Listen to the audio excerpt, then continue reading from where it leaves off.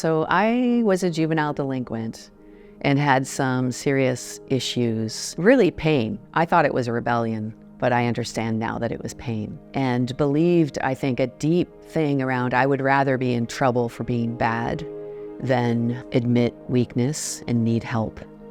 And so that drove me to sort of a rebellion. I had very confusing understandings of God. A lot of people have this problem with God, I think, is that we have this religious impulse of like, I've got to appease God because God's angry.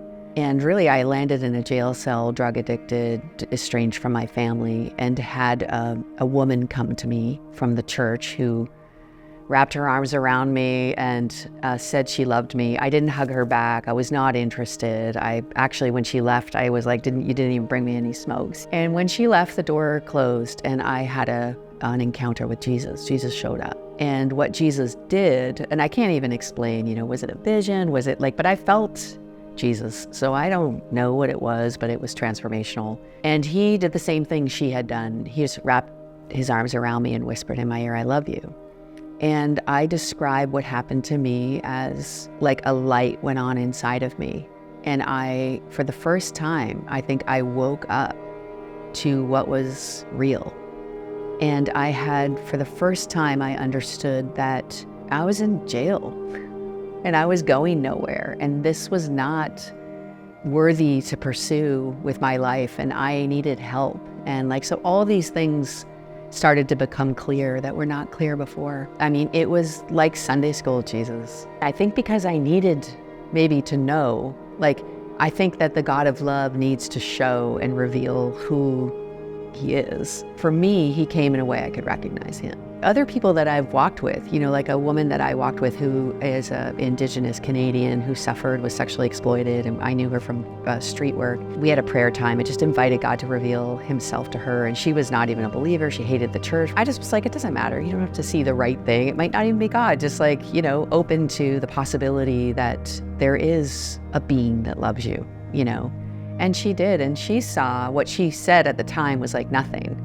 But I was like, no, what did you see? And she's like, I saw this black nose, and then I saw some fur and these whiskers, and I was like, oh no, what did she see, And then she's like, holy blank, I saw a lion. That can't be God. And I was like, what you saw, at least in the scriptures, one of the images of God is a lion, which of course we know from Chronicles of Narnia now. But the lion image is about the God who roars on behalf of the oppressed, who comes to set the captives free.